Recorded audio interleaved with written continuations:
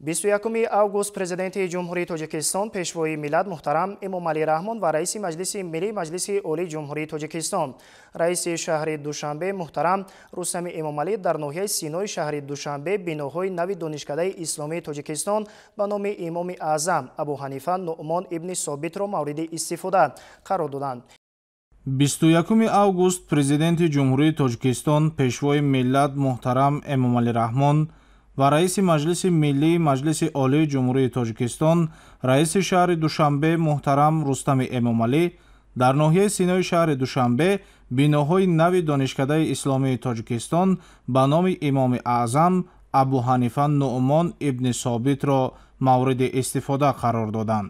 биноҳои нави донишкадаи исломии Тоҷикистон бо маблағгузорӣ аз фонди захиравии президенти ҷумҳурии Тоҷикистон ва дастгирии соҳибкорони саховатпешаи кишвар мутобиқ бо анъанаҳои меъморию фарҳангии таи ҳазорсолаҳо шакл гирифтаи миллати тамаддунофари тоҷик бо тарҳи басо зебову дилкаш бунёд ёфта, яке аз марказҳои муҳими илмӣ, таҳқиқотӣ ва таълимии кишвар ба ҳисоб меравад.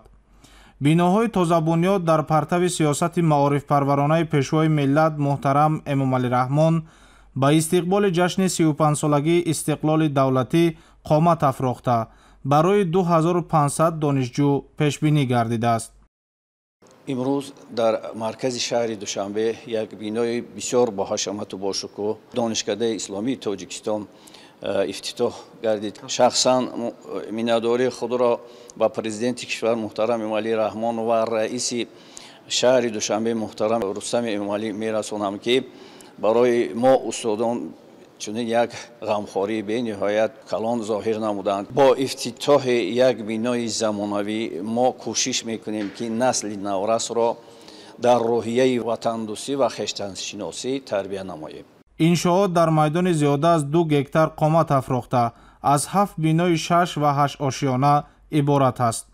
масоҳати биноҳо 46816 метри мураббаъро ташкил медиҳад. корҳои сохтмонӣ дар иншоот соли 2019 оғоз гардида бо риояи талаботи муосири соҳавӣ ва ороиши зебои тоҷикӣ анҷом ёфтааст. дар иншоот маҷлисгоҳ бо 513 ҷойи нишаст, 90 синфхона, утоқи корӣ ва дигар ҳуҷраҳои зарурӣ ҷойгир аст. ҳуҷраҳои корию дарсӣ бо дастгоҳу таҷҳизоти насли нави соҳавӣ муҷаҳҳаз буда дорои шароити зарурӣ барои гузаронидани машғулиятҳои амалӣ мебошад. сарвари давлат муҳтарам Эмомалӣ Раҳмон зикр намуданд, ки дар рушди маориф ва илм сиёсати давлатӣ ҳамеша авлавият дошта, ҳукумати кишвар тамоми имконотро барои таҳкими пояҳои маърифат, баланд бардоштани сатҳи таълиму тарбия ва рушди нерӯи зеҳнии ҷавонон сафарбар месозад.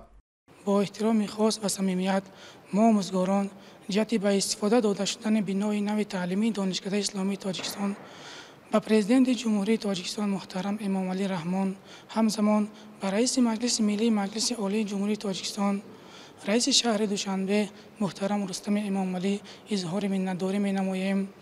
мо омӯзгорон кӯшиш ба харҷ медиҳем, ки бо истифода аз чунин шароити замонавӣ барои дар روحیه وطنپرستی و خودشناسی تربیت نمودنی دانشجویان سهمی مؤثر می‌گذاریم. بنای نوی تعلیمی بار دیگر توجهی به واسطه پرزیدنت جمهوری تاجیکستان را به ساحه معارف نشان می‌دهد. بنای نوی تعلیمی برای بلند برداشتن معرفت‌ناکی دانشجویان و برای پیشبرد کارهای علمی آموزگاران می‌تواند نقش کلیدی بازد. пешвои миллат муҳтарам Эмомалӣ Раҳмон бо осорхонаи мукаммал ва дорои аҳамияти илмӣ фарҳангии донишкадаи исломии Тоҷикистон шинос шуданд.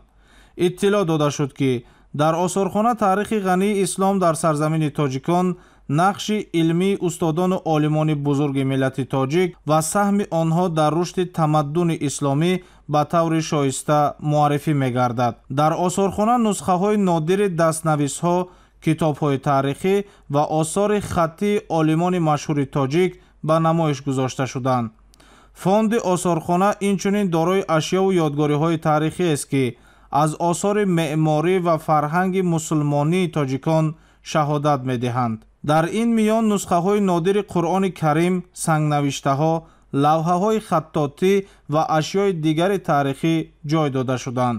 бахши дигари осорхона ба нақши ҷумҳурии Тоҷикистон дар эҳёи арзишҳои миллӣ ва мусулмонӣ дар даврони соҳибистиқлолӣ бахшида шуда, тавассути аксҳо, ҳуҷҷатҳо ва маводи расмӣ фаъолияти пешвои миллат муҳтарам Эмомалӣ Раҳмон ва сиёсати давлатро дар эҳё ва тарғиби мероси фарҳанги ниёгони пуршарафамон инъикос мекунад.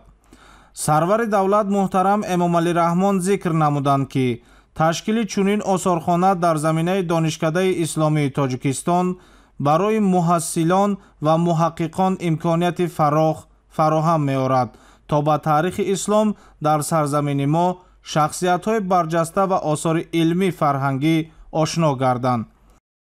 китобҳо ва асарҳое ки дар асоси пайрави мазҳаби Абу Ҳанифа дар даврони соҳибистиқлолӣ ба нашр расиданд ва инчунин як идда асарҳое ки соли 2010 бо дастгирии молиявии бевоситаи пешвои муаззами миллат таҳти номи силсилаи осори исломӣ чоп гардидааст, гузошта шудааст. ва дар як гӯшаи дигар намунаи қуръонҳое ки бо хати ҳам ба тариқи дастнавис ва ҳам ба тариқи чопи сангин гузошта шудааст ва инчунин намунаи он қуръоне ки бо дастгирии бевоситаи пешвои миллат ба забони тоҷикӣ тарҷума шуда буд гузошта шудааст.